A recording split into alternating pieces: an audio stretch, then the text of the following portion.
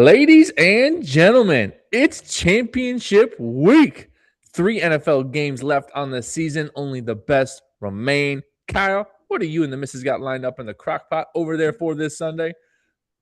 I have nothing in the crock pot, but I could go for some queso and some nice dipper. You know what I mean? Some chips Ooh, and dip setup type thing. That sounds nice. Maybe a little absolutely. little meatballs in the crock pocket. That sounds pretty good. Ooh, I can do some Swedish meatballs. That does sound real good over there. Hmm. I'm doing a lot of chuck roast, but not this weekend. This weekend we're doing tacos. All right, folks. Oop. It is negative 40 below in Wisconsin today. Oh my God. That is one reason why I'm not there anymore. It's 38 here in Nashville. However, the city is about to shut down because it's supposed to snow 2 feet. And if it snows 2 feet, you ain't gonna see the streets for about a week here. Yeah. All righty, Kyle. What is one team who is not in this championship round that you think should still be there? Oh, is Green Bay allowed? Am I allowed to say Green Bay? I mean, you can, but I wouldn't agree with it. Oh, then I'd say Buffalo. Yep. I'm afraid that is where my mind went as well. I was trying to pull for anyone in the NFC for it, and really, What I do you think couldn't. about McDermott as the Packers defense coordinator? Um, I'm all for it. I am all for. Is that done deal? No. Okay, I would say because I know Al There's Harris is whispers of squeezing that, one. and Al Harris is what I'm seeing. Yep. Either way, what I am happy about, my boy Jeff Hafley went to Miami, and his intro speech, Mm, he is leading. He's going to lead that place to a good playoff push within his 5 years there. I am putting my name on it. I like that for Miami. Yep. Yep. Yeah, I guess my other one or two would just be the Bills. Just same thing as you. Eagles don't deserve it. 49ers too hurt. Rams no chance. So that's really about what we're looking at. Today, we're going over the Seahawks versus the Rams. The Seahawks are favored by minus 2.5 points, minus 145 on the money line. The over-under is set at 46.5. Kyle, who you got in this? I got the Rams all the way. Ooh, Rams straight up, huh? You want them to win? Give me Rams in New England. I'm calling them right now. But it's the favorite for everybody, probably. Actually, Well, is Seattle's favored? Seattle is favored, yes, by 2.5 points. So it's Seattle and New England that's the favorite right now. That is correct. Those are the two higher seeds as well. It's funny because I did a playoff bracket, and I do have the Patriots beating the Rams, and there's one other person in the whole thing that has the Rams beating the Patriots. So if that's the head-to-head, it's just him and I left. What my final take here on the betting, folks, is there's a reason for the spread of 2.5 going to the Rams. I don't like either side of that spread. It's just too close to those magic important numbers of 3. So what I would do is take those Rams at a point plus 3.5 because I can easily see either team winning this game by a field goal. And if you get the Rams plus 3.5, it covers just that, and you can get it about minus 140 odds. So let's take that plus 1 point to ensure we have a win this week. I think either team wins by a field goal. And then the over-under at 46.5, I'm taking the over on that. Both teams can score. I know we got some good defenses out there, but it's the playoffs, and these quarterbacks are going to want to put up some points. ChatGPT, its predictions went against me both ways. It's taking Seattle minus 2.5 and the under. And that is our betting analysis, folks. Interesting. I'm against ChatGPT. We both are. I think that's the first. I've been with it more than you have. Yep. We do have an episode coming where we're going to go over all of ChatGPT's predictions this year, so that'll be fun. Okay. Kyle, why don't you take us down memory lane? All right. It was just a mere month ago. These two teams met for Thursday Night Football, and what a game it was. One of the most exciting games of the season. And I think I'm way more excited about this game than I am the AFC game. Last weekend, it was the opposite. This weekend, I'm excited for the NFC matchup. I can feel the passion. This last time these teams met, it went into overtime, and it was the rare occasion where one team scored a touchdown first. Then the other team had a chance to possess the ball, came back, scored, and hit the 2-point conversion for the win. Probably the most exciting Thursday Night Football game ever. Yeah, and also to refresh people on that game, the Rams got out to a absolutely walloping start over these guys. They were Yeah, I up mean, it wasn't 20 like Green Bay against Chicago in the playoff start, but, it No, was not something. that bad. But I mean, not that bad. But I mean, they got out to what, a 23-7 or 23-14 lead, and then absolutely gave it away in the fourth quarter by allowing 16 points and then that 2-point conversion in overtime. I had a lot of money on the Rams for this game. This one I will never forget because this one came back and really, really upset me because the Rams should have taken it. With that said, Okay, so I got more to say here. Yeah, yep. Devonte Adams was inactive for that game. Yes, I sir. think that is a huge, huge catalyst for this matchup. Him even being on the field, his presence, his abilities, and his red zone threat, I think is huge for Stafford and the team. Stafford did have a phenomenal performance last time these guys played. He threw for over 400 yards and 3 touchdowns, one of the highest of his career. And Puka also had a monster game. Insane. Um, for Seattle, Kenny Walker had a great game, which he will need to do because Seattle is without Mr. Charbonnet with an injury. And Sam Mm. Darnold did overcome a couple of interceptions last game with these guys. There was a red zone play. Seahawks were in the red zone, and a defensive tackle picked him off. Mm. Pretty fun to watch. Otherwise, it was enough. So what we saw was when he kind of got pressured and hit a little bit, in all of his previous big games. Honestly, he kind of bends and folds a little bit, and he hung in there against them last time and did enough for them to win the game. Rashid Shaheed was also huge in that. That was kind of the spark in the second half that really brought Seattle back in. He returned a 58-yard punt for a score, and then they converted a 2-point try for classically Cooper Kupp, former Ram. And then they scored again with A.J. Barner, who was wide open in the end zone in the Yep. fourth quarter. And this was to tie it.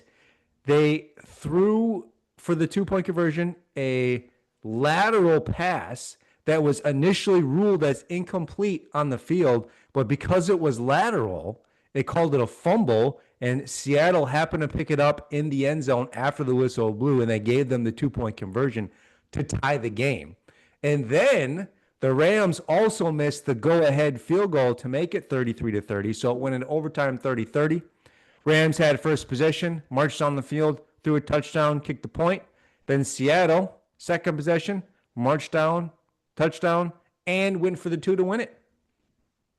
Wow. So there's your You're breakdown of the last game. Very exciting game. you are saying that we are expecting some drama for this one. This is also divisional opponents as well. So It sure is. This I is think going to this be is gonna be a great game to watch. this will be one of the better NFC championships we've had in a while. This should absolutely be tight. I want to circle back to one thing when you said Puka Nacua had a good game the last time they played when Devontae Adams was not there. He had 16 targets, 12 catches, Yeah. 225 yards, and 2 touchdowns. That is insane. Now, with having Devontae Adams back, do we see that same target share? Probably not, but nonetheless, Puka Nacua can shred this defense, the number one defense in the NFL, with ease. And let's talk about that. This is the tale of two tapes here in terms of the best scoring offense in the NFL versus the number one scoring defense in the NFL. In terms of Rams put up the most points per game, and Seattle allows the least amount of points And for this divisional game. matchup as well. Absolutely. Let's just face facts. I'm going to side with the legend at quarterback that is Matt Stafford. I mean, from many years of watching him and Megatron tear apart the Packers secondary in the dome, he always plays through injuries. Getting out of Detroit and making a name for himself was awesome to see, and I'm glad he got his ring. Sam Darnold, on the other hand, I cannot say these things about. He has had strong defenses carry him his entire career when he's done well. He's only 1-1 in the playoffs. Last year, Minnesota carried him with a strong defense, and he got absolutely destroyed by the Rams. And I think we're about to see him crumble again. I don't wish it for the man. I'm just going off what I have. I'm taking Matt Stafford over Sam Darnold every day of the week. Yeah, I'm in the same camp. And I think also, Charbonnet, for whatever he is, he does mean a good amount to that offense. I think Kenny Walker is good, but Charbonnet brings a different level. It's harder to defend. He did have a touchdown in their last matchup. And then just getting Devontae Adams back, I think, is just huge. I think they can attack the great Seattle defense much better through the air with both of those guys. And it may even open up some additional running for Kyron and Corum. And then with Matt Stafford and the coaches over there, I think the Rams are going to be too much. Yep, we are aligned on this one. We are absolutely aligned on that. And I love that you brought up how Devontae was out because that is their red zone guy. Whether everyone thinks it or not, He's he been has that got way the this year most for sure. red zone touchdowns. And without him on that team, they struggle in the red zone. And now that they got him back, his hamstring should be fully healthy. I think that is a difference maker in this 1-point game that was decided less than a month ago. And the Rams are coming back with vengeance on this one. And it Hmm. could be Stafford's last. It could be Stafford's last ride. I Yeah, think the I mean, team's there's a gonna. if they score a Super Bowl, honestly, I think he needs to hang it up because You pack up you and you think ride about off all into that those other sunset. guys that had the chance to go out on top, and they probably are thinking maybe they would should have, right? They should But absolutely. and especially for where he is in his career, I think he should go out on top if he wins. Yeah, I mean to beat your divisional rival in the NFC Championship and then face, most likely a New England team that's on a crazy win streak. I mean, what a story that would be. So I agree with you there. I Awesome. mean, You got anything it else? would be a great part to his career because I mean he was with a bad Detroit team for most of his So long. career, Poor, and poor he was guy. always a good great quarterback type thing. So Oh yeah. he's finally gotten he's paid his dues, and it's finally coming to fruition for him and all the good things and good teams and coaches and players that he's got around him now.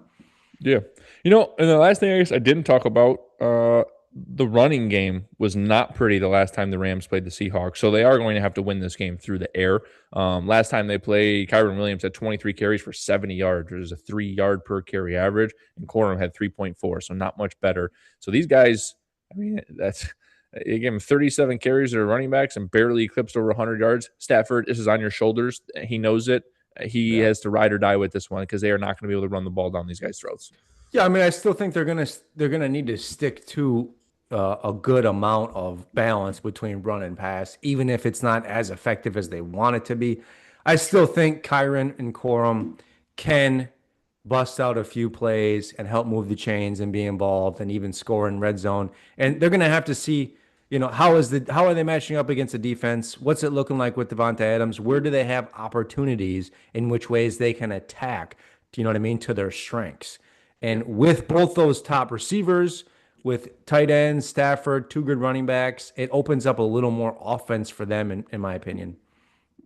Yeah, I mean, it definitely does the play action, but when you're getting 3 yards of carry, I get your point to I keep the mean, it's safeties still a and top linebackers defense and honest. still a top defense in the NFL, no doubt about it. It's not going to be a cakewalk, but I think there's enough there with the players, the talent, and the coaching and the game plan that it'll be good. Absolutely. And when you throw for 457 yards, why not keep throwing? Yeah, I mean, Seattle's probably going to want to address that a little bit, and maybe it Yep. does open up a little more in the running game if they're playing more coverage, right? It could. Yeah, no, absolutely. It could. It could. Either way, it's going to be a doozy. We got the Rams. Folks, let us know what your picks are at. You got anything else on this one? No, really looking forward to a great game. I think Devonte Adams needs to show up big time in this one for them to win, and I think he's at least going to show up in some way. And I think they'll be able to run the ball a little bit better. It'll be tough sledding, but I think they need to stick to it, stick to some body blows against Seattle, and their passing game's still going to be good, in my opinion. And Seattle, you know. I've really been impressed with what Sam Darnold's done this year, but I think it's one of those things where I think it finally comes to an end. He could prove me wrong, but I would bet it comes to an end. Yep. And I am a betting man, and I would agree with you on that bet. And I think what makes that happen and what will be the deciding factor is can the Rams get pressure on him? Because we know if Sam Darnold is pressured, it can be game Yeah. over for him. And the Rams' pressure has kind of struggled a little bit in the past couple of weeks. They were not the young, vibrant defense we saw earlier on in the year where they were like, oh my God, it's a top 5 defense. It's Yeah. not that. So those DNs need to step up. They need to put pressure on Darnold. If they do that, this game can be over. If they do not do that and they let him pitch to JSN all day, well, we're going to have a fun one on our hands. Yep, totally. And it's one of those things where everybody's really excited for it. And it could go either way, right? Seriously. This is an either way situation. Yep. And it's just going to be a fun one to watch. Bust out the popcorn, put your bets in, and relax. Love it. Love it. Love it. Love it. All right, you all good? Yes, sir. All right, what is the biggest bet you got? You're just taking the Rams plus what did you say? Well, the biggest bet I have is on the Patriots right now. Okay. Patriot, but we'll get into that one obviously. Any other next. side bets on this one? Smaller ones? No, not yet because I want to hit a Puka over, but then again with Devontae coming back, is he going to get 16 targets again? I got to do a little bit more digging for. I'd be before I put- curious to see what a JSN over is. So he put up over 90 yards last time. So him and Puka, their over under is normally 90 to 100 yards and normally around 8 catches, which is a lot for a playoff game because if you don't get 2 in the first quarter, all of a sudden you're screwed. I could see JSN having a monster target share this game. Yeah, I mean, last game they played, he had 13 targets, 8 catches, 96 yards, and a touchdown. So yeah, I mean, either betting on either one of those guys is a great thing for I sure. mean, they don't have Charbonnet, right? So, I could see them wanting to lean on him a little more. Yeah, Charbonnet had 4 catches in their last visit with the Rams, so there's 4 more targets going somewhere. Or Shaheed gets a little more involved in the offense. He's been such a big weapon for them on special teams. He had a reverse maybe last game with them, I think. So, And they got Cooper involved last week too. We missed on that a little bit, but they got him going. yeah, I mean, he's kind of washed, but Coop, he's still there. Coop. All right, All right, folks. Thanks fellas. for tuning in the Fantasy Football channel. We'll catch you guys in the next one.